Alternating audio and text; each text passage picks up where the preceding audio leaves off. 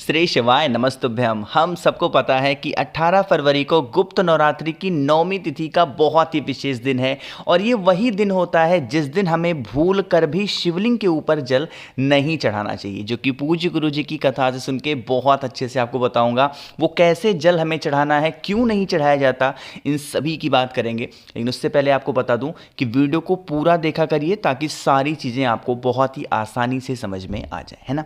देखो, अगर इस उपाय को आप करोगे ना तो आपकी चाहे वो बरसों पुरानी कितनी भी बड़ी मनोकामना होगी वो सारी पूरी होगी। उसके लिए एक तांबे का लोटा लेना है, उसमें जल भरना, और इसके अलावा आपको कुछ लेना ही नहीं है।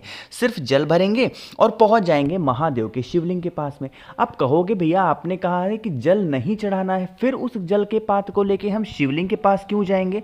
तो इसका भी एक नियम है। आपको क्या करना है, हर जगह पे जल को चढ़ाना होगा, समर्पित करना होगा, लेकिन महादेव के शिवलिंग के ऊपर जल नहीं चढ़ाना है। अब कहाँ कहाँ चढ़ाओगे समझेंगे। जो आपके पास में तांबे के लोटे में जल है उसको सबसे पहले गिराओगे थोड़ा सा जल भगवान गणेश के स्थान पे, ठीक है। यहाँ पे करने के बाद में फिर आप थोड़ा सा जल गिराओगे भगवान कार्तिक के स्थान पे। यहाँ के बाद में थोड़ा सा जल गिराओगे माता अशोक सुंदरी के स्थान पे, और ये जो आपको माता का हस्तकमल जिसको हम लोग कटी भाग बोलते हैं, इसके चारों ओर थोड़ा थोड़ा जल गिरा देंगे, ठीक है। 4 जगह पे आपने जल समर्पित कर दिया। अब जो बाकी का बचा हुआ जल आपके पात्र में है वो शिवलिंग के ऊपर भूल कर भी मत चढ़ाना। इस उपाय में कहाँ चढ़ाओगे, यहाँ पे समर्पित करने के बाद में बाकी का जितना भी बचा जल होगा वो पूरा का पूरा बेल पेड़ के नीचे अपनी कामना कहते हुए कुंदकेश्वर महादेव के नाम से समर्पित कर देना।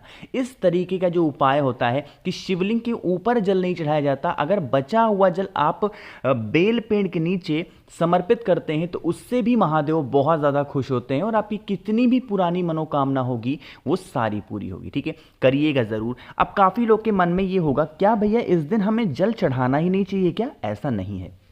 आप इस उपाय को कर लो, उपाय करने के बाद में आप दूसरा जल भर करके लेके आओ और उसको महादेव के शिवलिंग के ऊपर समर्पित कर सकते हो। लेकिन इस उपाय के दौरान आपको जो जल होगा वो शिवलिंग के ऊपर बिल्कुल भी नहीं चढ़ाना है। समझे आप मेरी बात को ना? चलो, अब यहाँ पे हम लोगों ने पहले उपाय की बात कर ली है जो कि आपको गुप्त नवरात्रि की 9वीं तिथि पे करना चाहिए। आगे बढ़ते हैं अब इस वीडियो में हम लोग अपने दूसरे उपाय की तरफ। यह उपाय भी बहुत प्यारा है, बहुत स्पेशल है। क्यों? काफ़ी ज़्यादा लोग परेशान हैं, भैया हमने अपने सारे के सारे पैसे कॉस्मेटिक में लगा दिए हैं, दवा में लगा दिए हैं कि ताकि हमारा चेहरा सुंदर हो जाए, जहाँ पे भी हमारे बॉडी में दाग धब्बे हैं वो सही हो जाए, फंगल इन्फेक्शन है वो सही हो जाए। नहीं सही हो रहा, हम क्या करें? उसके लिए एक बेलपत्र लेना, कल के दिन करना है। एक बेलपत्र लेना, बेलपत्र के साथ आपको लेना होगा लाल चंदन, है ना। लाल चंदन को क्या करोगे, बहुत ही गाढ़ा सा पेस्ट बना लेना। छोटी सी कटोरी लेना, उसमें पेस्ट बनाओगे। जो आपको ये बेलपत्र दिख रही है ना, इस बेलपत्र की तीनों पत्तियों पे आपको माता अशोक सुंदरी का ध्यान करते हुए तीनों पत्तियों पे थोड़ा थोड़ा करके आपको लाल चंदन लगाना। कैसे मैंने लगा दिया, ऐसे आप भी लगाना। और इस बेलपत्र को उठाएंगे, साथ ही साथ एक तांबे के लोटे में जल भर लेना और पहुंच जाएंगे महादेव के शिवलिंग के पास में। सुबह दोपहर शाम रात कभी भी चले जाओ। फेस रखेंगे उत्तर दिशा, नॉर्थ डायरेक्शन। हम सबको पता है महादेव की जो सबसे प्रिय पुत्री हैं उनका नाम है माता अशोक सुंदरी। तो यहीं पे इसी स्थान पे आपको उस एक बेलपत्र को समर्पित करना होगा। जिस तरफ आपने लाल चंदन लगाया है वो शिवलिंग के ऊपर टच होना चाहिए, छुआ हुआ होना चाहिए। इतना काम हो गया। अब आपके पास में तांबे के लोटे में जल है कि नहीं है? अब आपको क्या करना है, उसको जल को समर्पित करना है महादेव के शिवलिंग के ऊपर और इस कामना से समर्पित करेंगे, हे महादेव हमारे शरीर में इस तरीके से समस्याएं हैं, हमारे दाग धब्बे ठीक नहीं हो रहे, हमने बहुत दवा करा ली, बहुत मेडिसिन करा ली, डॉक्टर को दिखा लिया, बट फिर भी ठीक नहीं हो रहा है। आप हमारी इस बीमारी को ठीक करें। प्रार्थना करेंगे, ये जल बहता हुआ इसी बेलपत्र से होता हुआ नीचे गिरेगा। गिरेगा कि नहीं गिरेगा? इस जल को रोक लेना। जब आप जल को रोकोगे ना तो जल आपको कुछ लाल लाल दिखाई देगा, क्योंकि ये लाल चंदन से होता हुआ गिरा है। तो इस लाल चंदन वाले जल को लेंगे और आप इसे लेके अपने घर जाएंगे और आपकी बॉडी में जहाँ पे भी दाग धब्बे हैं लगातार 5 दिनों तक, 5 दिन से ज़्यादा नहीं लगाना है, लगातार 5 दिनों तक उस जल को उस स्थान पे लगा करके और 20 मिनट के बाद धुल देना। यकीन मानिए जहां पे भी दाग धब्बे आपकी बॉडी में होंगे वो धीरे धीरे करके ठीक होना स्टार्ट हो जाएंगे, ठीक है। करिएगा जरूर, बहुत स्पेशल और बहुत ही प्यारा सा ये उपाय है। दो उपाय की बात हमने कर ली है। आगे बढ़ते हैं। अब इस वीडियो में हम लोग अपने तीसरे उपाय की तरफ, जो कि आपको करना होगा सफ़ेद फूल से। काफ़ी ज़्यादा लोग परेशान रहते हैं, भैया हम कुछ भी कर लें हमारी मनोकामना नहीं पूरी हो रही है, तो अब महादेव आपकी सारी मनोकामना पूरी करेंगे। लेकिन उससे पहले जल्दी से कर दीजिए वीडियो को लाइक। जितने भी भाई बहन इस आवाज़ को पहली बार सुन रहे हैं, चैनल को ज़रूर सब्सक्राइब करेंगे। ठीक है, चलो समझते हैं। यहाँ पे देखो सफ़ेद फूल दिख रहा है, बहुत ज़्यादा नहीं लेना है, कोई सा भी एक सफ़ेद फूल लेना जो आपके घर के आसपास में आसानी से मिल जाए। एक सफ़ेद फूल मात्र लेना है। उस एक सफ़ेद फूल के साथ में तांबे के लोटे में जल भरना। ठीक है, जल भर लिया, एक सफ़ेद फूल आपके पास में है और उसे लेकर के पहुंच जाएंगे महादेव के शिवलिंग के पास में। अब जो बताऊंगा वो तरीका ध्यान से सुनिए। आपके पास में एक सफ़ेद फूल है ना, उस एक सफ़ेद फूल को 5 जगहों पे स्पर्श कराएंगे। वो 5 जगह कौन सी है?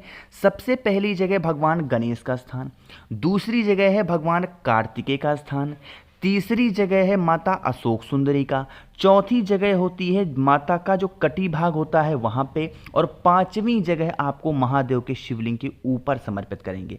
जहाँ जहाँ टच करेंगे, जहाँ जहाँ आपको उस सफ़ेद फूल को छुआओगे, अवधूतेश्वर महादेव का ध्यान करेंगे। कौन से महादेव? अवधूतेश्वर महादेव का ध्यान करते हुए आपको समर्पित करना। समर्पित करने के बाद में जो आपके पास में तांबे के लोटे में जल है, वो आपको उसी सफ़ेद फूल के ऊपर आधा समर्पित करना है, पूरा मत चढ़ाना, आधा समर्पित कर देंगे। और बाकी का बचा हुआ जो जल होगा, जब आप शिवलिंग से बाहर निकलेंगे तो आपको नंदी बाबा के दर्शन होंगे। नंदी बाबा का जो उठा पैर एक होता है, बाकी का बचा हुआ जल उस उठे पैर पे समर्पित करना और नंदी बाबा के कान में आप अपनी मनोकामना नंदेश्वर महादेव के नाम से कह देना। बहुत ही प्यारा से उपाय है, जिससे आपकी कितनी भी पुरानी मनोकामना होगी वो सारी की सारी पूरी होगी। देखो, महादेव को 2 चीज़ें बहुत प्रिय हैं। पहली तो बेलपत्र उनको प्रिय है, साथ ही साथ दूसरा उनको प्रिय होता है सफ़ेद फूल। तो इस सफ़ेद फूल वाले उपाय को अगर आपने ठीक से कर लिया, बहुत ही प्यार से कर लिया, तो महादेव इससे बहुत खुश होंगे। ठीक है, यहाँ पे हम लोगों ने 3 उपाय की बात कर ली है।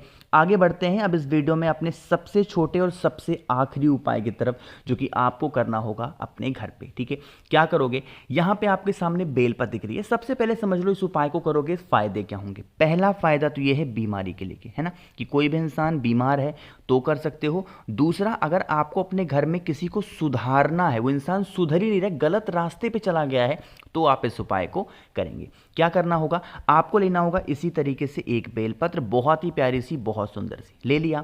लेने के बाद में उसे लेके पहुंच जाएंगे आप महादेव के मंदिर में। जैसे ही मंदिर में पहुंचोगे, दर्शन हो जाएंगे आपको किसके? नंदी बाबा के। अरे होंगे कि नहीं होंगे? होंगे ना। तो आपको क्या करना है? उस एक बेलपत्र को नंदी बाबा का जो उठा पैर होता है, उस उठे पैर पे आपको समर्पित कर देना। जब समर्पित करेंगे, जो इंसान को आपको सुधारना है या फिर जो इंसान आपके घर में बीमार है, उस इंसान का नाम और गोत्र बोलेंगे। बोल दिया। बोलने के बाद में फिर इसी बेलपत्र को उठाएंगे और एक तांबे का लोटे में जल भर लेंगे। ठीक है, चाहे तो जल अपने घर से लो या फिर मंदिर से ले लो और पहुंच जाएंगे महादेव के शिवलिंग के पास में, मंदिर के अंदर। अब क्रम समझेंगे, तरीका समझेंगे। जो बेलपत्र नंदी बाबा के पास से उठा करके लेके आए हो, वही आपको समर्पित कर देना होगा माता अशोक सुंदरी के स्थान पे। ठीक है, समर्पित कर दिया। यहाँ पे समर्पित करने के बाद में जो जल आपके पास में है, वो आपको गिराना होगा इसी बेलपत्र पे सबसे पहले, और उसके बाद में चढ़ाते चढ़ाते जल को समर्पित कर दोगे महादेव के शिवलिंग के ऊपर। जो जल की धार है वो टूटनी नहीं चाहिए जब आप माता अशोक सुंदरी के ऊपर जल चढ़ाओगे, और ऐसे ही चढ़ाते चढ़ाते महादेव के शिवलिंग के ऊपर आप अपनी कामना, अपनी विशेष कहते हुए समर्पित कर देना। जिस इच्छा से आप इस उपाय को करोगे, वो विश आपकी बहुत जल्दी पूरी होगी, है ना।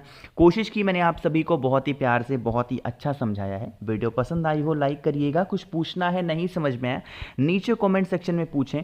जितने भी भाई बहन मेरी इस आवाज़ को पहली बार सुन रहे हैं, चैनल को ज़रूर सब्सक्राइब करेंगे। और अगर आपको मुझसे फ़ोन पे बातें करनी है, मैसेज पे बातें करनी है, तो नीचे ज्वाइन का बटन दिख रहा होगा, उस पर क्लिक करके भी आप हमसे बहुत सारी बातें कर सकते हैं। श्री शिवाय नमस्तुभ्यम।